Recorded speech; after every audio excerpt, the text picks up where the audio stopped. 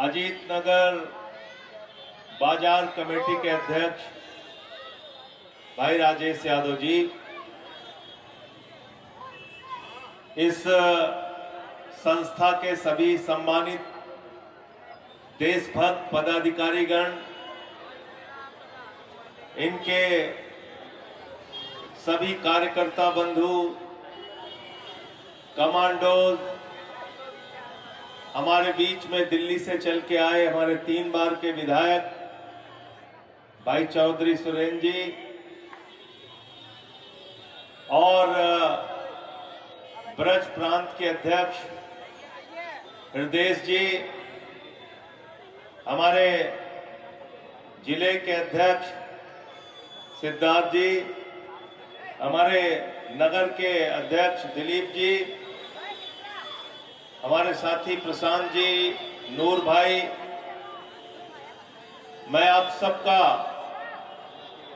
आगरा की इस ऐतिहासिक धरती पर आज के इस कार्यक्रम में हृदय की गहराइयों से स्वागत अभिनंदन करता हूं। आप सबको प्रणाम करता हूं।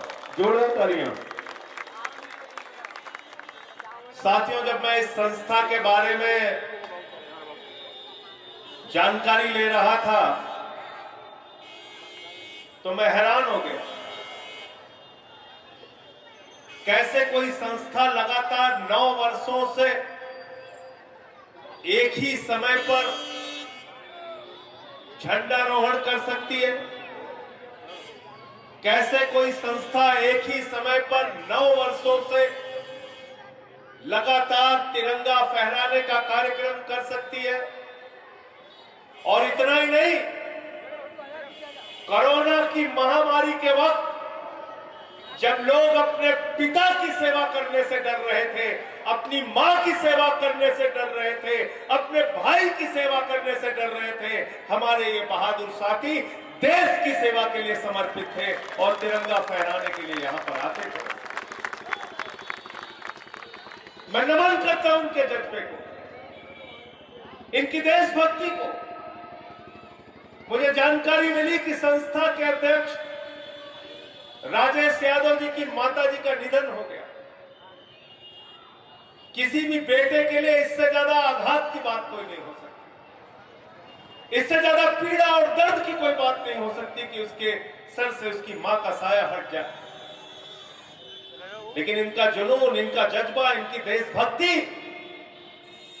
मां की लाश घर में पड़ी थी लेकिन राजेश यादव अपने साथियों के साथ तिरंगा फहराने का कार्यक्रम स्थगित नहीं करते हैं, उसको समय पर करते हैं। यह हमें क्या बताता है? यह हमको क्या शिक्षा देता है कि शहीद आजम भगत सिंह का सिर्फ नाम लेने से काम नहीं चलेगा, नेताजी सुभाष चंद्र बोस का सिर्फ नाम लेने से काम नहीं चलेगा, शहीद चंद्रशेखर आजाद का सिर्फ नाम लेने से काम नहीं चलेगा, शहीद अशफाक उल्लाह का सिर्फ नाम लेने से काम नहीं चलेगा, शहीद रोशन सिंह, राजेंद्र लहरी, राम प्रसाद बिस्मिल और खुदीराम बोस का सिर्फ नाम लेने से काम नहीं चलेगा। उनके रास्ते पे चलना पड़ेगा, उनके पद चिन्हों पे चलना पड़ेगा, तब आप भारत के प्रति सच्ची देशभक्ति दिखा सकते हो। वरना तो देशभक्ति शब्द है, लगाते रहिए नारे, करते रहिए बातें, लेकिन यह समर्पण है कि आज सिर्फ आगरा नहीं, अंतरराष्ट्रीय स्तर पे इस छोटे से बाजार में बनी कमेटी को 5 पुरस्कार, अंतरराष्ट्रीय पुरस्कार मिला है। 5 पुरस्कार, जोरदार तालियां। और इस संस्था को, जिसको भाई राजेश यादव जी के नेतृत्व में चलाया जा रहा है, 5 राष्ट्रीय पुरस्कार मिला है और 120 अवार्ड अलग अलग संस्थाओं से इनको मिला है। इनका विश्व रिकॉर्ड है कि लगातार 9 वर्षों तक एक समय पर तिरंगा झंडा फहराना है। जोरदार तालियां। और इतना ही नहीं, आज तक कोई मेहमान दोबारा नहीं आया इनके यहां, झंडारोहण के लिए तो नहीं आया। आके लाइन में खड़ा हो सकता है, राष्ट्रगान कर सकता है, लेकिन झंडारोहण फैलान करने का सौभाग्य इस स्थान पे किसी भी मेहमान को सिर्फ और सिर्फ एक बार मिलता है, और वो सौभाग्य आज मुझे प्राप्त हुआ है। मैं अपने आप को गौरवान्वित महसूस करता हूं। जोरदार तालियां साथियों। तालियों के लिए बोलिए मत, अपने मन से उनको जब मन लगेगा तो मजा आएगा। तो मैं आपसे ये कहना चाहता हूं कि हमारे बीच राजेश यादव जैसे लोग और इनकी संस्था एक प्रेरणा का काम करते हैं, रास्ता दिखाने का, कैसे हम अपने देश के लिए काम करेंगे। जब हम ये तिरंगा फहराते हैं, हमारा तिरंगा जब आसमान में लहराता है, उसको जब हम देखते हैं अपने 3 रंग को, उसके बीच के चक्र को,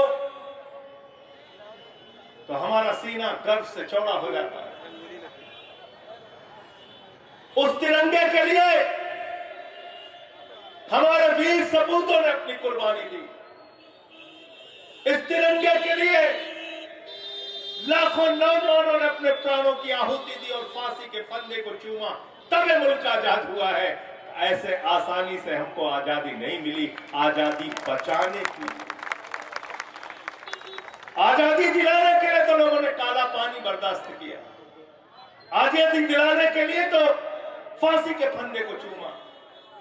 करोड़ों लोग आजादी में सांस ले सके इसलिए अपने प्राणों की आहुति दी, लेकिन उस आजादी को बचाने की जिम्मेदारी किसके ऊपर है? किसके ऊपर है? किसके ऊपर है? जोर से बोलिए, जोर से बोलिए, भारत माता की। तो आजादी बचाने के लिए क्या करना पड़ेगा?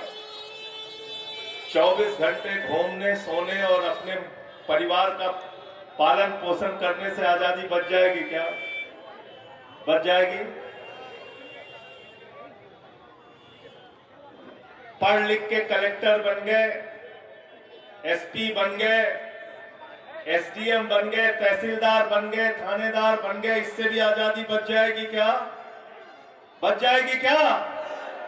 आजादी बचाने के लिए आज इस स्थान से एक संकल्प लेके जाना, 24 घंटे में 23 घंटे परिवार के लिए और 1 घंटे हिंदुस्तान के लिए। भारत माता की, भारत माता की।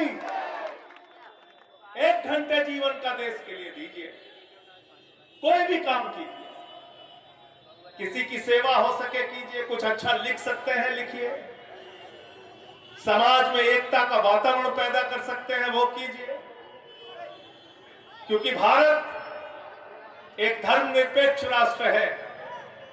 भारत की विशेषता क्या है? दुनिया के किसी हिस्से में जाइए, लोग आश्चर्य करते हैं, जहां अलग अलग धर्मों के लोग, अलग अलग जातियों के लोग, अलग अलग भाषाओं के लोग, अलग अलग क्षेत्रों के लोग एक साथ मिलकर रहते हैं। वही है हमारा भारत। विविधता में एकता भारत की विशेषता, विविधता में एकता भारत की।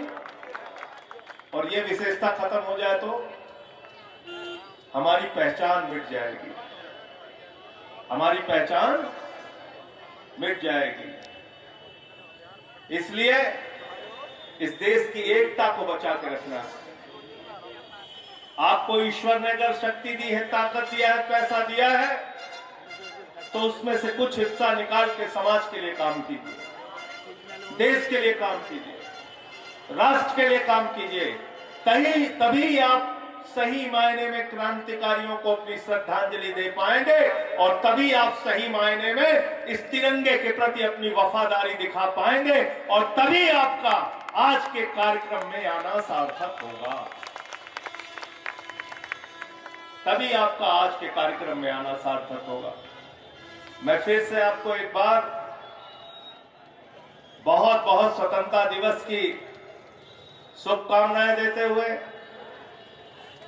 आप सबको ये कहते हुए कि हमारी ये आजादी ऐसी आजादी बने जहां हम आजादी से अपनी बात कह सके, एक ऐसी आजादी बने जहां समाज के शोषित वंचित दलित लोगों को उनका अधिकार मिल सके। एक ऐसी आजादी बने जहां हिंदू मुसलमान सिख ईसाई सबके बीच में भाईचारा कायम हो। एक ऐसी आजादी बने जो आजादी हिंदुस्तान के अंतिम आदमी तक उसकी जरूरत पहुंचा सके। और आप तो आगरा में रहते हैं जहां पे ताजमहल है, मोहब्बत का शहर है आगरा। पूरी दुनिया को आप पैगाम देते हैं मोहब्बत का, प्यार का। ऐसा ही पैगाम पूरे हिंदुस्तान में आप फैलाने का काम कीजिए। बहुत बहुत शुभकामनाएं, बहुत बहुत आप सबको बधाई। स्वतंत्रता दिवस की लाख लाख बधाई आप सबको। जी आपका बहुत बहुत धन्यवाद।